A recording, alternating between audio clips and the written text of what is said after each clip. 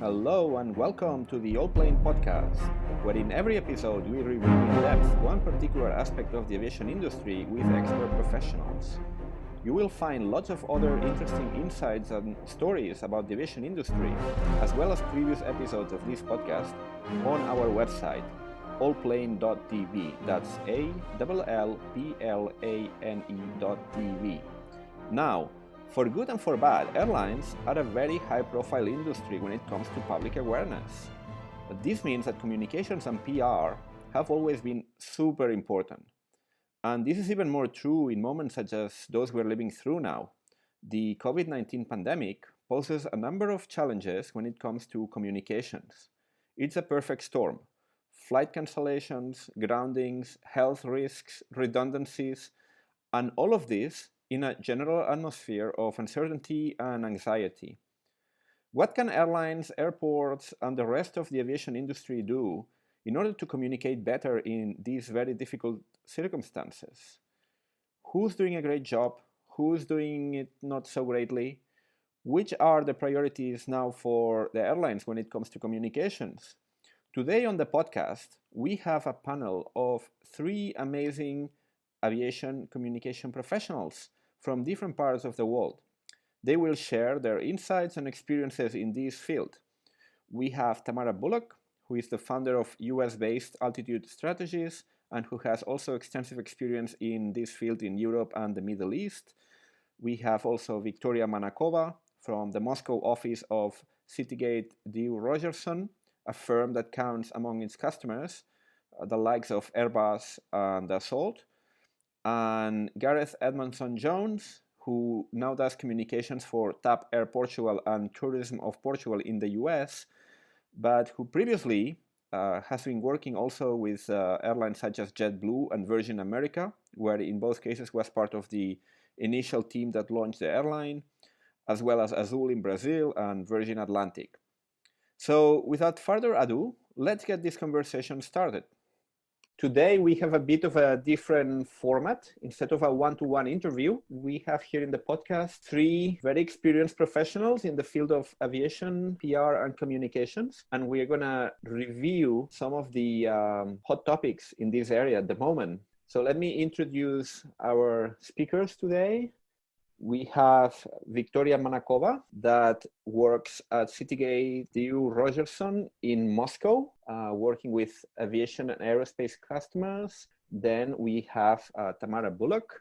She's the founder of Altitude Strategies. She works with quite a few major players in the aviation industry, including some airlines. And Gareth Edmonson-Jones that has a long track record as well in the airline industry and is currently advising TAP Air Portugal and Tourism of Portugal. But before that, he was at JetBlue, he was at Virgin America, Virgin Atlantic, and Azul in Brazil, so quite a long experience.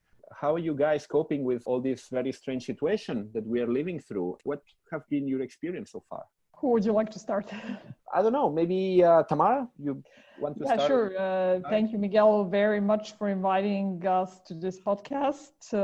Topic could not be more interesting, more relevant.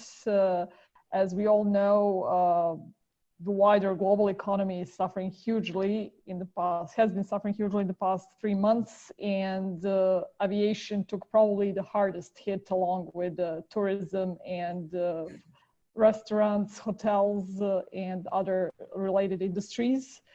Obviously, working on the agency and consulting side, I've seen the decline in the amount of requests for services. On the other hand, all of our clients are busy with a constant crisis communication because since the corona hit probably in Asia, the first round back in January, and then going towards Europe, United States, and now Latin America, the constant mode was change management. And normally you prepare for these kinds of things and you have all sorts of scenarios planned, whether it's heaven forbid a plane crash or plane hijacking or IT malfunctioning, hackers going into an airline system. This one, nobody was really prepared for.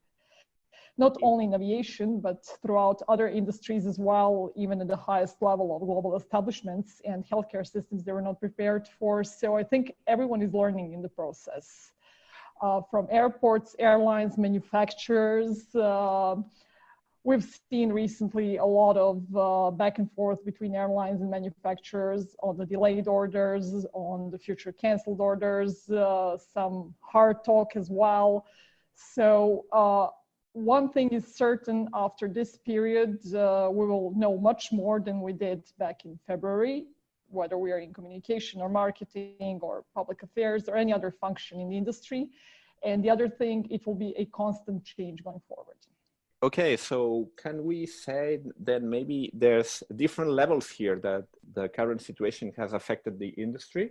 One of them is obviously the first impact, which is actually managing all the disruption that was caused by the pandemic and the border closures and all that, the airline groundings. Then there's another level, which is actually how the airlines are managing the whole situation that has resulted from this. And this includes things like, for example, how they are handling the refundings, reschedulings, then all the issue with the frequent flyers also losing, like status and stuff like that. Today, actually, I've seen an article about the perception of the different airlines, how they have been managing this crisis and whether they have improved their perception among the public or actually worsened it. I will post it in the transcript, but I found that quite interesting. Not just the first impact, but also looking to the future, there's how you communicate all the changes. That's one of the topics I wanted to touch today, is how you communicate all the changes. Is this airline safe? What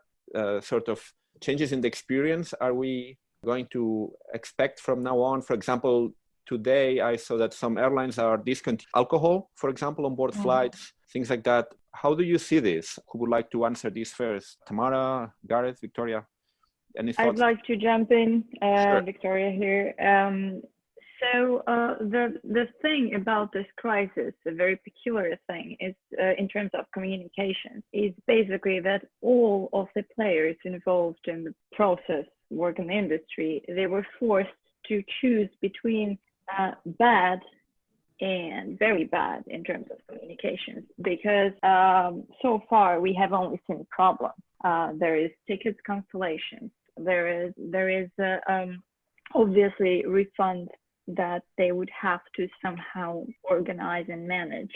And obviously cash is being difficult now, so you cannot really just give people back the money.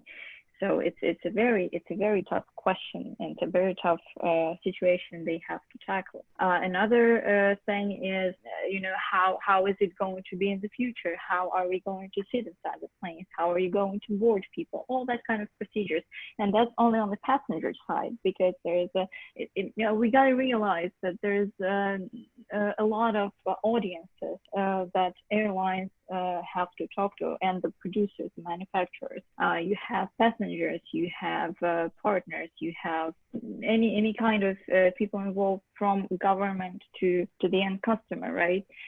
And for all of these people, you need to carefully prepare messages. But you see, it's very important to find a balance in your messaging, because you cannot be too negative and you cannot be too positive.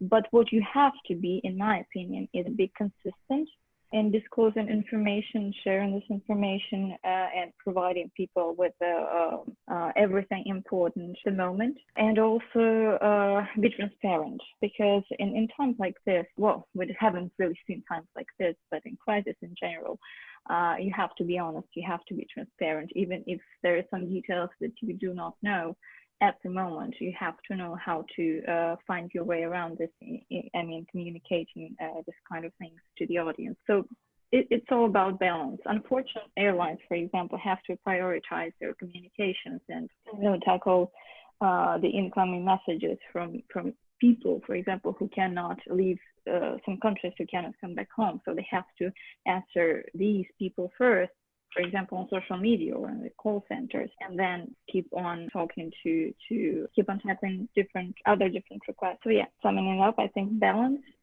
is a keyword.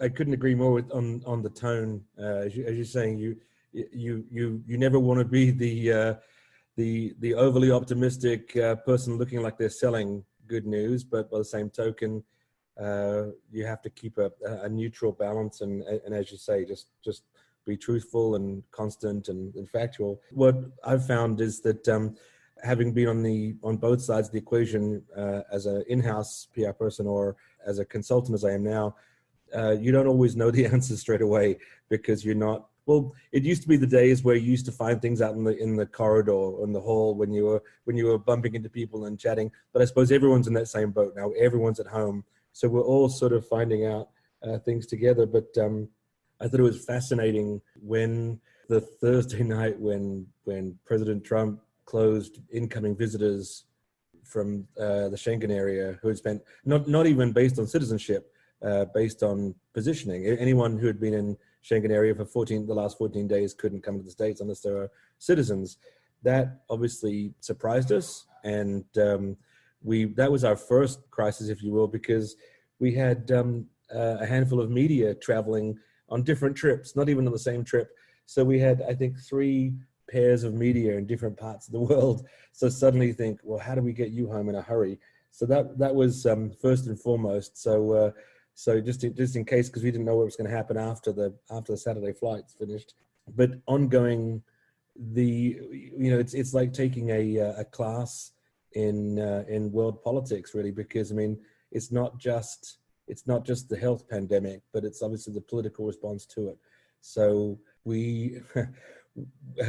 Portugal has an interesting outlook in that any Portuguese speaking countries or countries with a large Portuguese community were never shut out. And so if you have a diaspora, you're welcome back. And we communicated that out only to find that once that had happened, another part of government said, oh, that is true, except in the form of reciprocity. And so if the US isn't allowing Schengen area visitors in, we can't allow non-essential, non-dual citizen or residents of Portugal in. So that we're still waiting on. We're basically, we're hoping July 1st. Now that Europe is traveling within itself, we're hoping that the US and North America can come back from July 1st, but we'll see. So the ban is still in place? European citizens cannot currently fly to the US? Correct. So Canadians also cannot do, yeah. Yeah. So we're waiting on that. Of course, the US-Canadian border is still closed as well. So I can't see Europe being allowed in before Canada. And we just got a note this morning that Canada looks like it's being held till July 21st. I'm not sure why that date. Oh, wow. So I can't imagine that Europe will be before July 21st now. There's still some flights, though. I mean, I know personally because my grandmother got stuck in the US. She was there on a family visit, and she's been there for a few months already. Oh, yeah, absolutely. So flights are happening. It's just that it depends on, obviously, inbound. You need to be a US citizen or resident, and vice versa going that way. So the flights can still happen. It's just an impact on the demand. Yeah, you do communications for TAP Air Portugal. That is an airline that has invested heavily in the North American market, one of the major markets, also for transits to Europe. Are there any specific measures on the communication side?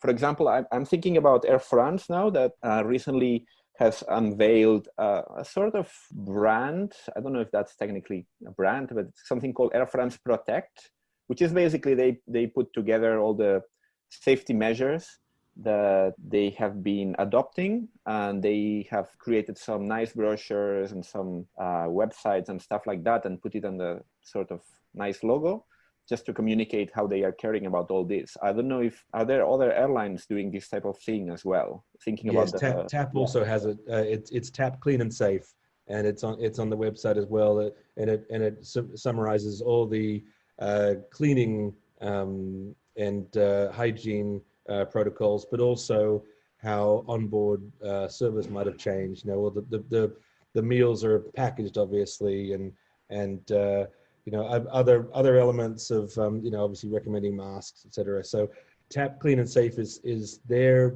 version, which actually takes its name from something Portugal did just before.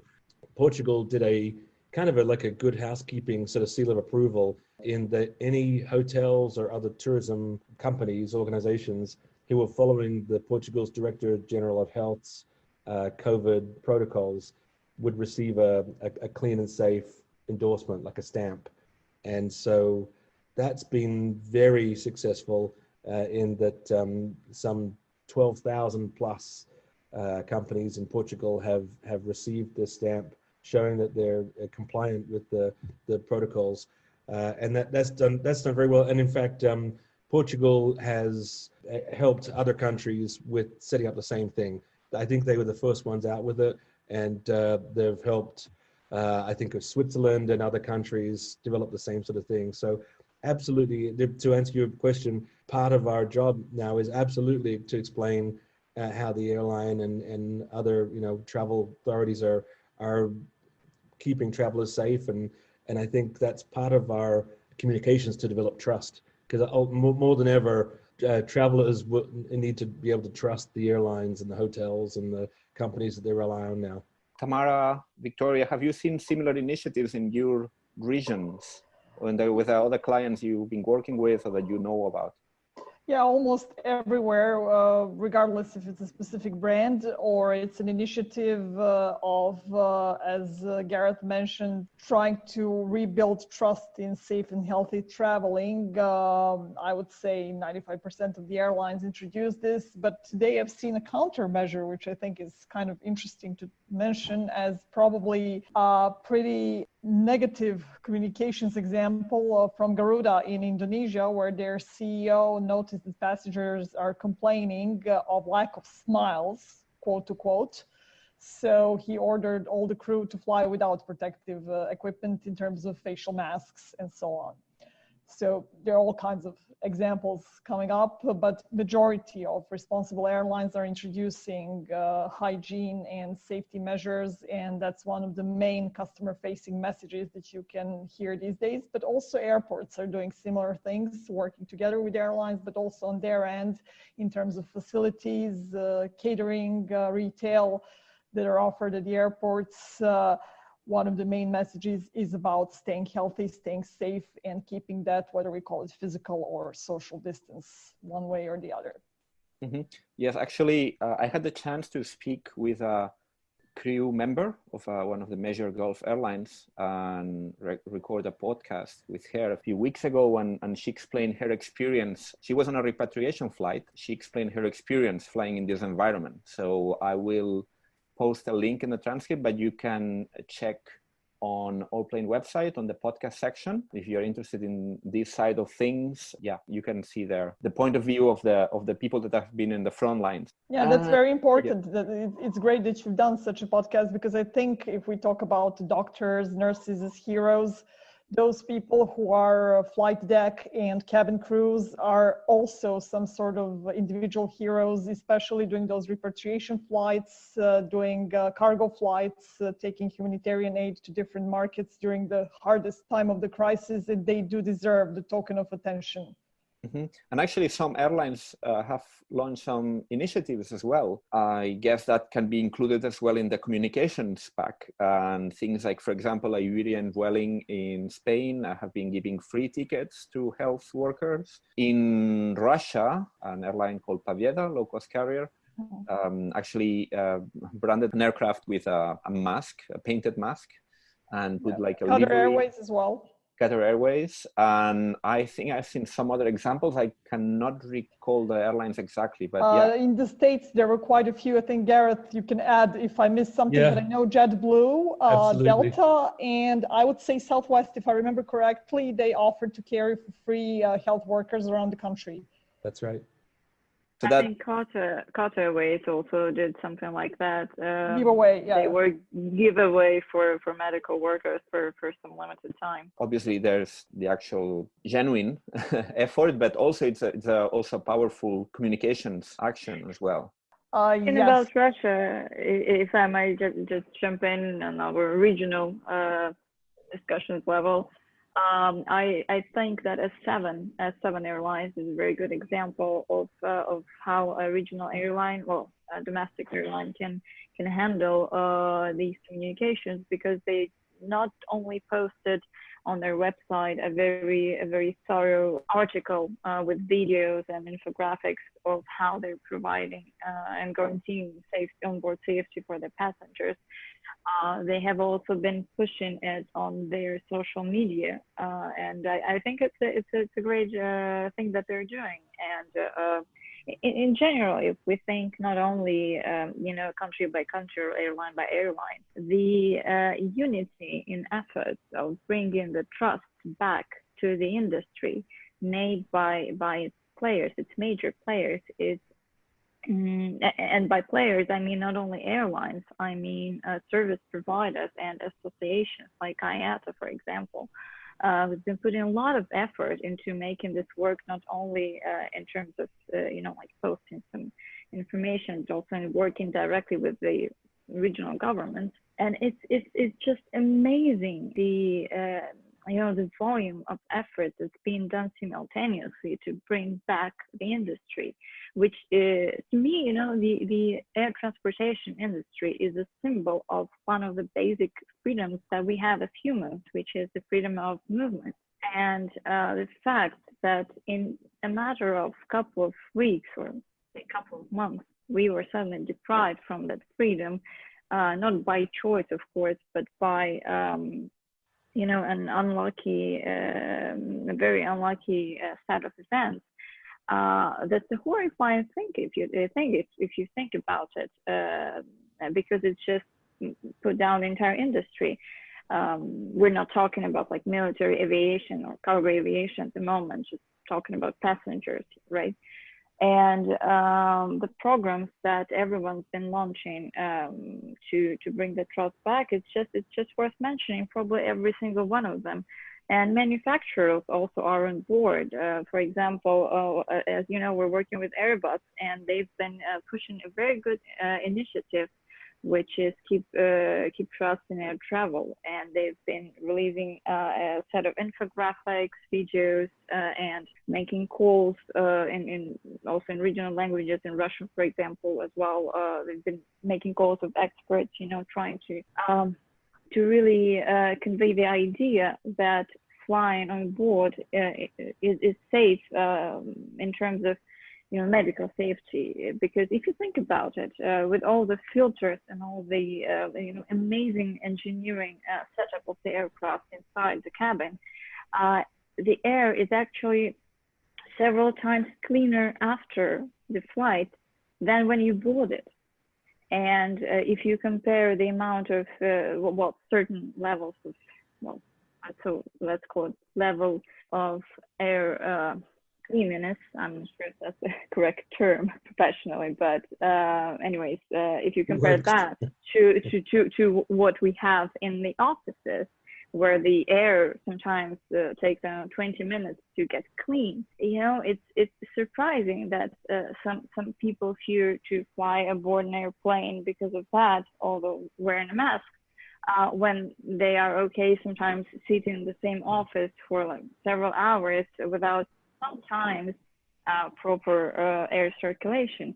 But as we say in Russia, the fear has big eyes, meaning that whatever fears or doubts we have, they magnify the actual problem from what it really is.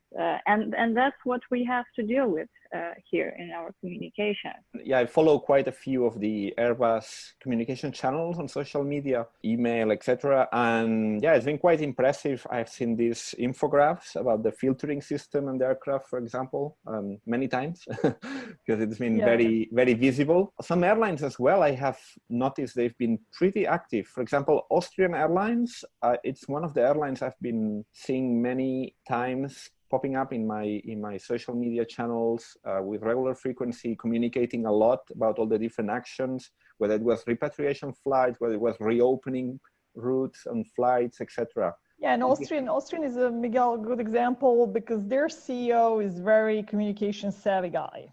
And I think many times, as we all know, it does come from the top, regardless of how much we can advise our clients or internally C-suite to do certain things in terms of communications. If they don't have that sort of inclination and they don't feel that's important for the wider strategy, it's really hard to achieve results. And I think Alexis von Hollenbroek is really good example of a European airline CEO who communicates very well. And honestly, with Victoria, I have to commend you and Airbus, because I couldn't agree more that the news about the filtration system on board has been seen everywhere.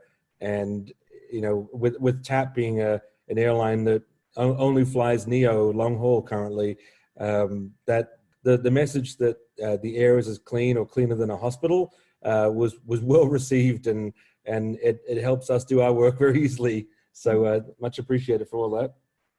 Yeah, and also another thing that Victoria mentioned is the concept of travel as freedom. That's also a line that the industry should be pushing more. I have a colleague, he's an entrepreneur. He has a technology company that does onboard retail, and he posted on social media that travel is the business of freedom. I think that's a line, this association with freedom, it's very powerful. Freedom with responsibility. I mean, I was glad to see today that US carriers, and I'm sure around the world, if they don't already, are starting to enforce masks worn on board, because certainly in the States, freedom can often feel a little bit selfish. It's about the one person as opposed to the community, and it drives me crazy to see people board a plane and then take their masks off, and it's a selfish act. So I agree. If freedom with responsibility is the way to go, because we have to look after everybody. We're responsible for our community, and if that community is the onboard passengers, it's twinning both those things together, I think. Indeed. And also there's another aspect that we haven't really touched, but it's been also pretty important during this period. And it's actually all the airlines that have been in trouble, that have been basically having redundancies, downsizing. Have you seen here any particular cases or instances of good practices that you would like to commend? Well, I think Turkish Airlines did pretty well. Now, I'm not going into the whole story of who is subsidized, who is not. Now, everyone is going to be subsidized. There is no other way for airlines to survive. Even one Lufthansa, where you had Carsten Spohr saying about 2 months ago, no way in hell we're going to take any money from the government. Now they had to give in and accept 25% ownership by the German government. So in Turkey, what Turkish Airlines did, they made a commitment. To them, I guess it looks like a realistic commitment not to have any redundancies this and I think next year. And then they will reevaluate and look further down the line in terms of business planning. But they made a kind of concrete decision, and it was transparently communicated to their staff, as well as other reductions in service were communicated to the customers. On the other hand, we had some of the Gulf airlines going through redundancies, which were obviously pretty necessary and unavoidable, but doing it in a pretty clumsy way, especially with the Emirates, where some major grim rumors came out about people even committing suicides. I hope that was not true. It was never clarified to the end, but the way those redundancies were done, it was not strictly planned for, and some of them were done in the group meetings, and these are extremely sensitive times for everyone. For staff, for passengers, for management. So there has to be some strategy. I think it all boils down to the crisis planning.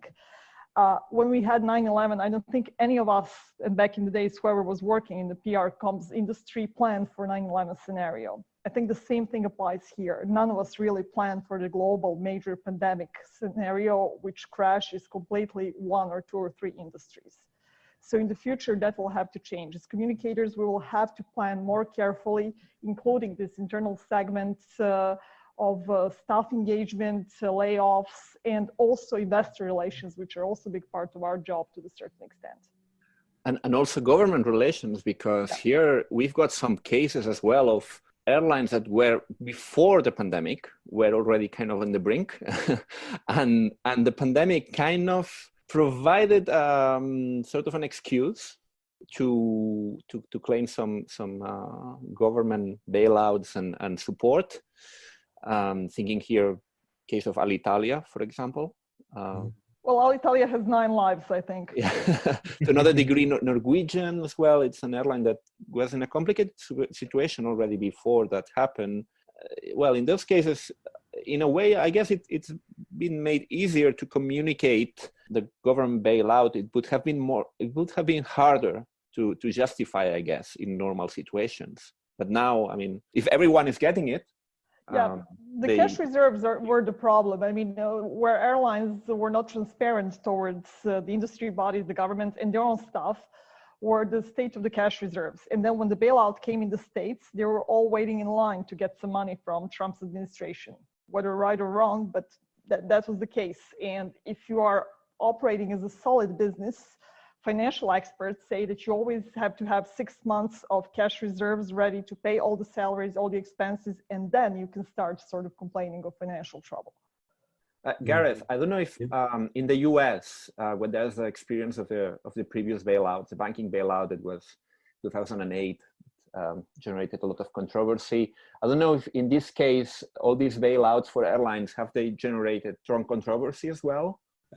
Yes and no. Small pockets of it. I mean, people always complain about everything, right? So, but it hasn't been major news. I think it's for the most part, people understand that business requires airlines, and for business to come back, airlines need to exist. So, I think begrudgingly, no matter how much money they're making beforehand, begrudgingly people say, well, we need them around, so that's fine. So that makes sense. But then I was just thinking what you were saying about 9/11 and how similar it is, but it's kind of a longer version.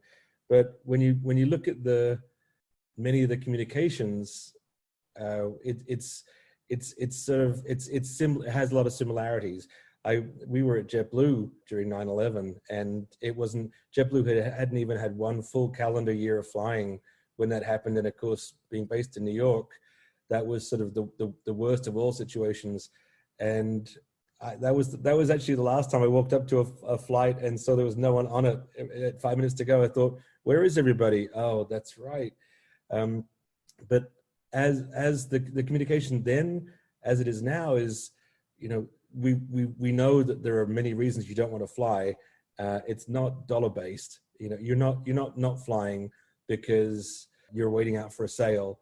There are big reasons you're not flying, and as a brand that you trust, we have to say, we're ready for you when you're ready. So here's how we've cleaned, here's how we've prepared, here's how we're flying, but we're ready for you when you're ready. TAP is returned to service this month, just so far with one route, Newark, New York to Lisbon. But in July, they're adding back service to Boston, Miami, Toronto, and actually adding 3 new routes, which I think is unheard of. I haven't heard of any other airline inaugurating 3 new routes next month. So, Gareth, I heard, I remember that I got the press release from TAP announcing the new routes. Yeah. And that was just at the peak of the worst moment of the epidemic. So wow, these people are bold. Exactly. Yeah, Wizz Air did something similar yesterday. They announced 9 new European routes out of Belgrade. I think they're trying to use this moment where the major government-owned airlines are figuring out what to do next and how to put their strategy to win more market in Europe. So there are good and positive examples, just like TAP. Interesting. So yeah. Ultimately, it's going to depend on demand, obviously, because right now TAP will be is planning to be back at 50% of network this autumn, as it was pre-COVID. So as far as furloughs and laying staff off, obviously, the faster demand comes back, the faster staff come back. But so it's really we got to see how a second wave may play out and how traveling confidence comes back. But if people, it seems that people get it's like the boiling frog. People are shocked about something, they get used to it, and with precautions and taking all the right protocols, hopefully we can safely build travel back up again and demand, and keep people employed and return to some normalcy. But it'll take a little while, obviously, a long while. Well, let's hope so. Yeah. I mean, let's hope it recovers. And it takes shorter time than many are expecting, but of course need to plan for the worst, right? Prepare for the worst and expect the best. Are there any other initiatives in other parts of the world that have caught your eye? I hate to say it's not an airline example, but I thought the classiest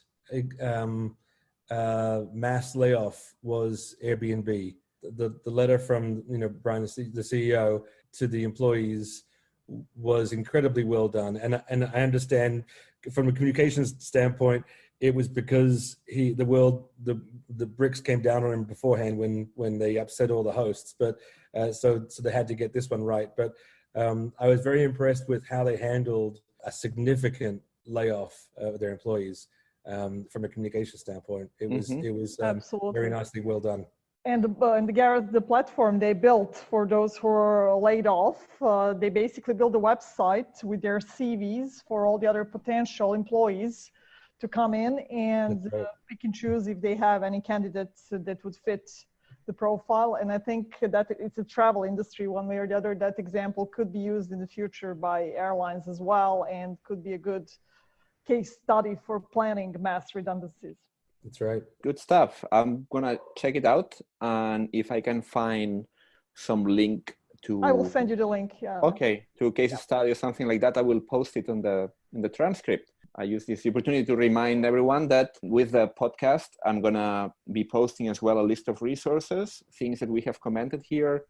And I think also, if I may add, Mikhail, if we talk about good examples, obviously US is the largest market with China and so on.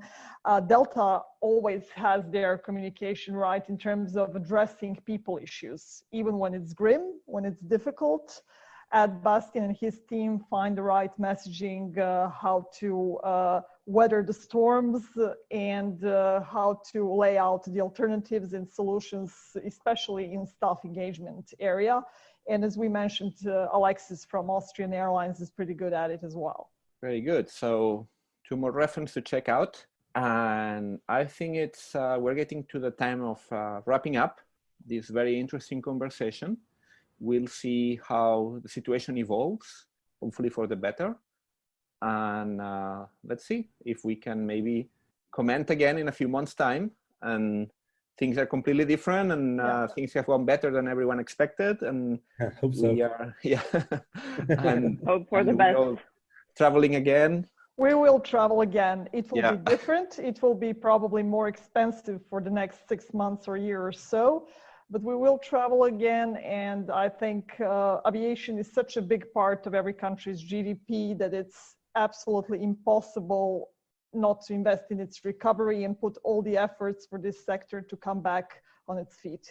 A very good point, which we somehow missed to touch upon, is actually the digital part of things, because it's the technology that allowed us all to stay safer in these times. And despite the huge cuts in spending for different areas, for airlines, for the subcontractors, anyone, digitization of all the processes is probably a potential area of investment, because in longer term it can cut costs, and if we look purely on the financial side of things, but it also allows people to have less contact between each other, and physical contact. Let's take as an example again F7 and Domodedovo, which is an airport in Moscow, or they have already installed a lot of self check-in counters and luggage self check-in, so you don't have to communicate with the staff too many times. And these kind of technologies that allow everything or almost everything to be contactless is probably where the future was going anyways. but the pandemic actually speeded up the implementation.